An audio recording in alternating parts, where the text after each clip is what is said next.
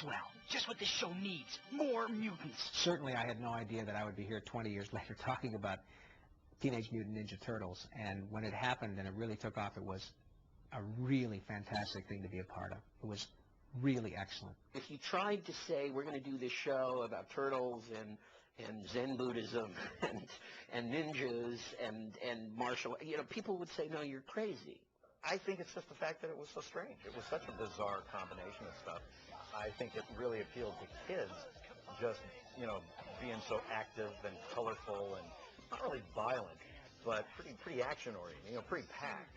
And you had all those little elements that could really spark the imagination. Children's shows, are made up of such crazy characters anyway that it's I'm ready to be the Teenage Mutant Lobster Pizza Boys, so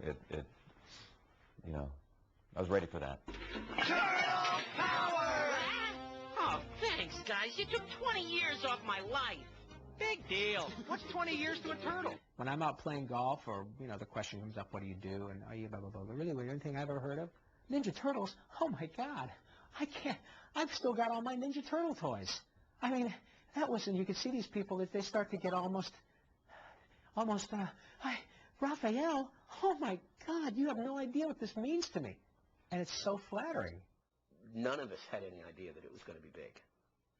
In fact, I think that a lot of us thought, this was a grand experiment, and that it was perhaps maybe too hip or too sharp, and we really did not know.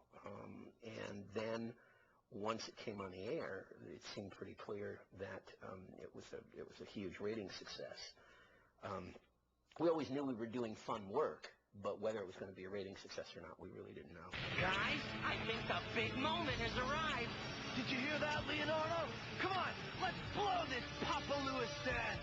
The first time I heard of the Teenage Mutant Ninja Turtles, because not being a comic book fan really at the time, was when I was doing a show called Fraggle Rock, and it was the animated version for NBC back in 86, 87 now, and the guy who had cast us in Fraggle Rock was also and directing Fraggle Rock was also casting and directing this new show, and he came into one of the sessions one morning and he said, before we got started, he said, "You guys aren't going to believe this."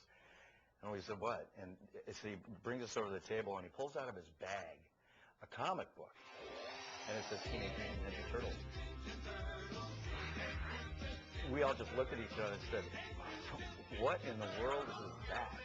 And he said, "It's a new cartoon we're going to be putting together." One day, we got the call for an audition for Teenage Mutant Ninja Turtles, which I frankly thought was a joke. I had not heard of the underground comic.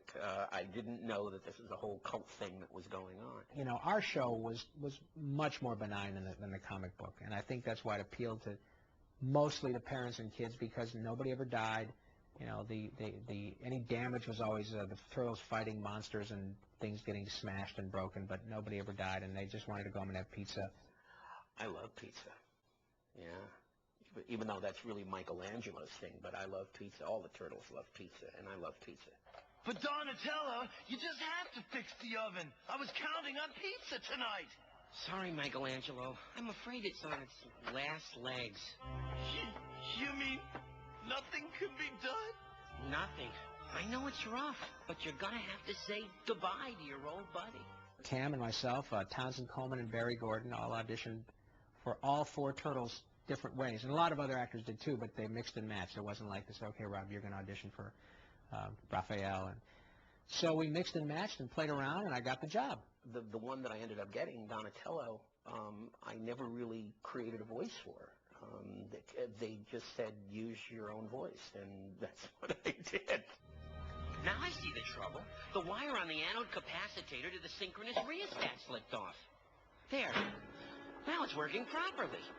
So when people ask me, do Donatello, well, I am, The only difference is I guess I pitch it a little higher, a little more animated, a little more teen. But basically, what you hear is kind of what you get. I feel so ridiculous in this costume. Hey, who are you supposed to be? A silly green giant?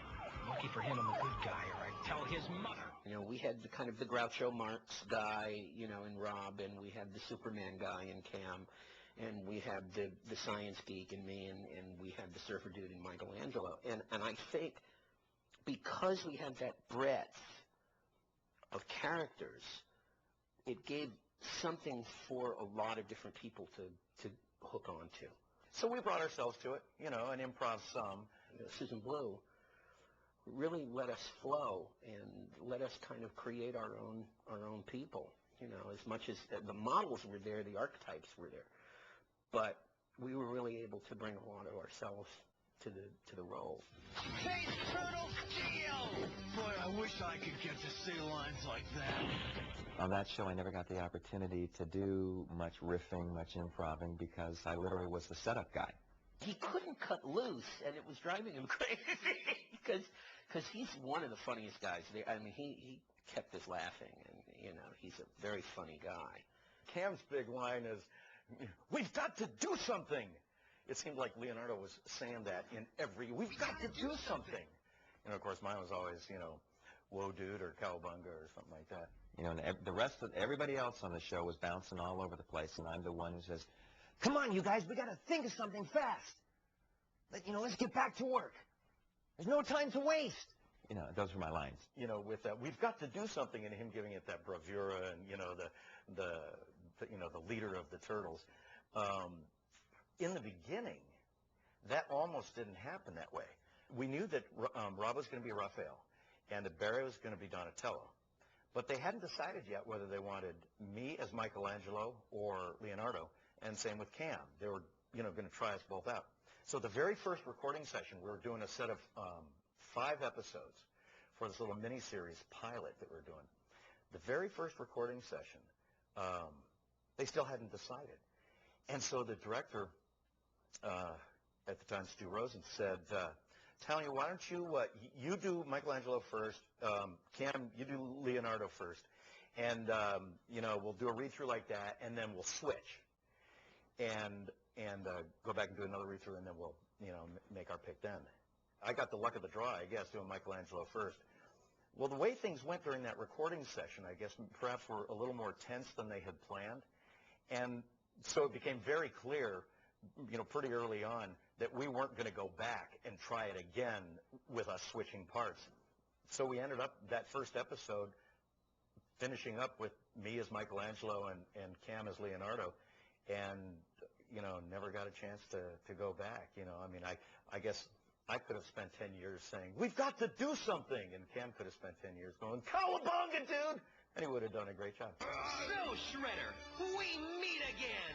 Eat mutagen molecules, you green geeks! We started seeing all the toys coming out, and, you know, kids starting to just recognize the characters. And, you know, pretty much anywhere you'd go, you'd see Ninja Turtles.